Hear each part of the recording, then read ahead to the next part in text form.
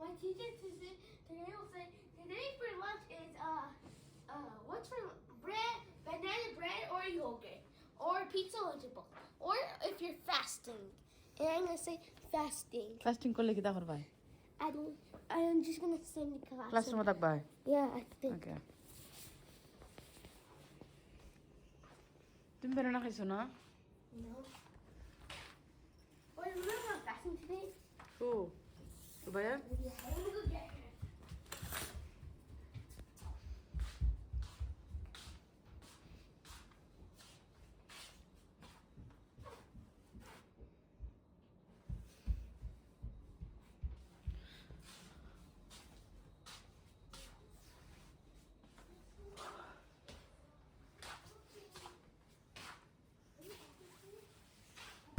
আসসালামু আলাইকুম সবাইকে, কেমন আছেন? আশা করি সবাই অনেক ভালো আছেন। আলহামদুলিল্লাহ আমরাও ভালো আছি।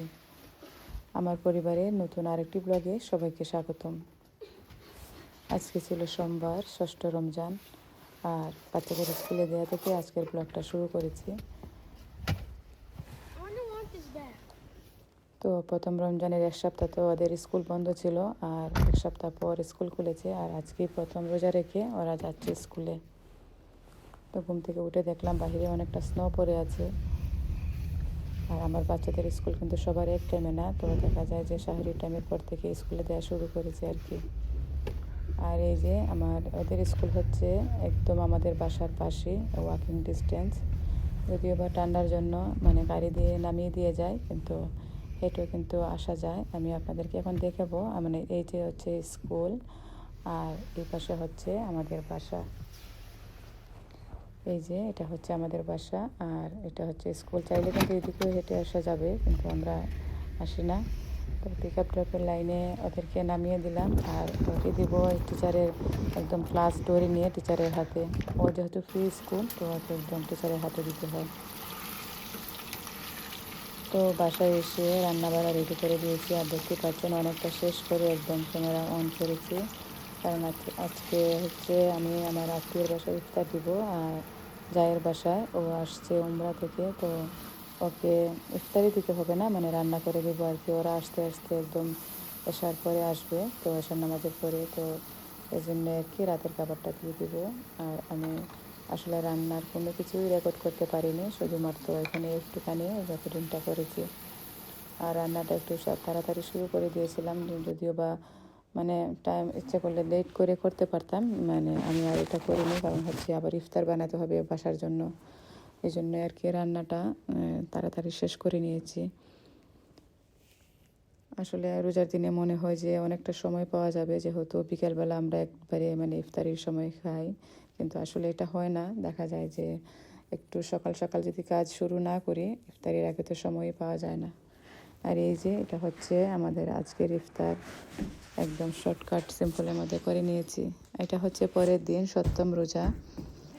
তো সকালবেলা ওদেরকে স্কুলে দিচ্ছিলাম, আর এখানে একটুখানি রেকর্ড করে নিয়েছিলাম। ওকে বলছিলাম যে পিকচার তুলতে, আর ও নতুন জুতা পরেছে, তো আমার হাসি পাচ্ছিল দেখে। পিকচার তোলার কথা বলেছে, এতগুলো পোজ দিয়েছে।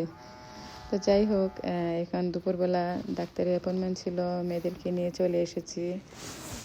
ডেন্টিস্ট ছিল, তারপর রেগুলার অ্যাপয়েন্টমেন্ট ছিল। তো সব কিছু শেষ করে বাসায় গিয়ে কাজটা শেষ করে দেখা যায় যে আর সময়ই পাওয়া যায় না রেকর্ডিং করার। আর আজকে ছিল আমার জায়ের বাসায় ইফতার, তো উমরা থেকে আসার পর চাচ্ছিল আমাদের সবাইকে নিয়ে একসাথে ইফতার করতে। তো আমরা বিকেলে চলে যাব ওদের বাসায় ইফতার করতে। আর এই যে সকালের স্নোটা এখন কিন্তু অনেকটা কমে এসেছে। আসলে এবছর এত ঠান্ডা দিয়েছে কি বলবো। আর এই যে এখন যাচ্ছি জায়ের বাসায়, আর হচ্ছে মানে বাসায় এসে তো আর কোনো রেকর্ডিংই করতে পারিনি। বাসার কাজগুলো শেষ করে চলে এসেছি ওর বাসায়, আর ইফতারগুলো বেড়ে নিচ্ছিলাম। আমি নিজেও হেল্প করছিলাম ওদেরকে। আসলে বিদেশে তো আর মানে সবাই একসাথে হাতে হাতে কাজগুলো করে নিতে হয়, এখানে তো আর এক্সট্রা হেল্পিং হ্যান্ড পাওয়া যায় না, আর চিন্তাও করতে পারি না আমরা এটা। আমরা আসলে অভ্যস্ত হয়ে গিয়েছি নিজেদের কাজ নিজেরা করে। তো যাই হোক, ইফতার সবাই একসাথে করেছি, অনেক ভালো লেগেছে। আর এই যে এখানে হচ্ছে ওর ইমরার থেকে যে গিফটগুলো এনেছিল, এগুলো বের করে মানে দেখাচ্ছিল আর কি। আর পরের দিন এটাও আসলে একটু করে রেকর্ড করে নিয়েছিলাম। এখানে অনেক বাজার ছিল, পাঠিয়েছিলাম চিকেন লেগ পিস আনতে, যেহেতু মানে শনিবারে ইফতার খাওয়াবো, তো এই জন্য আর কি চাচ্ছিলাম যে মানে বাজারগুলো আগে থেকে রেডি করে রাখতে। তো ওকে বলেছিলাম কয়েকটা চিকেন লেগ পিস আনতে, তো ওই চিকেন লেগ পিসের সাথে একদম উইংস নিয়ে এসেছে, তারপর বিফ নিয়ে এসেছে, তারপর এখানে হচ্ছে গরু কলিজা, ওগুলো নিয়ে এসেছে আর কি। তো সব বাজার টাজার অর্গানাইজ করতে হবে এখন, এগুলো শেষ করে ইফতার টিফতার রেডি করে, মানে আসলে বলতে গেলে কি একদমই সময় পাওয়া যায় না। আল্লাহর কাছে শুক্রিয়া আদায় করি, আল্লাহ যে মানে সব নামাজগুলো সুন্দর মতো ওয়াক্তের সাথে আদায় করার তৌফিক দিয়েছেন। খুব চেষ্টা করি বসে কোরআন মানে পড়তে, কোরআন খতম দেওয়ার ইচ্ছা রমজান মাসে। তো এই কাজগুলো আসলে আমি আমার আগে করি, তারপর হচ্ছে আমি ঘরের কাজে মানে করার চেষ্টা করি, সেজন্য দেখা যায় যে আমি অনেক সময় লেটেও পড়ে যাই। তো যাই হোক, এখানে হচ্ছে ইফতার, আর ইফতার টাইমের জন্য অল্প অল্প সব কিছু রেডি করে নিয়েছি। মানে ইফতার টাইমটা এত দৌড়ঝাঁপের উপর দিয়ে যায়, এত তাড়াহুড়া লাগে আমার বলে বোঝাতে পারবো না। তো এই পিঠাগুলো আমি বানিয়েছিলাম বাসায়, এগুলো দেখতে পেয়েছেন আমার মানে দ্বিতীয় রমজানে এগুলো আমি বানিয়েছিলাম। তো এই পিঠাগুলো আজকে ভেজে নিয়েছি। আর হচ্ছে বাচ্চাদের পছন্দের নাগেটস, ফ্রেঞ্চ ফ্রাই, আর এখানে অল্প পরিমাণে বিফ বিরিয়ানি বানিয়েছি। আর এই জিলাপিগুলো রেস্টুরেন্ট থেকে নিয়ে এসেছিলাম, আসলে এগুলো আমরা এই রেস্টুরেন্ট থেকে কোনো সময় খাওয়া হয় নাই, তো অল্প পরিমাণে নিয়ে এসেছি যাতে করে খেয়ে শেষ হয়ে যায়। তো এই হচ্ছে আমাদের ইফতার। আর ইফতারের পরে মাগরিবের নামাজ আদায় করে সবাই মিলে একসাথে বসে চা খাই, আর এই টাইমটা আমার কাছে খুবই ভালো লাগে, একসাথে চা খাইবার টাইমটা।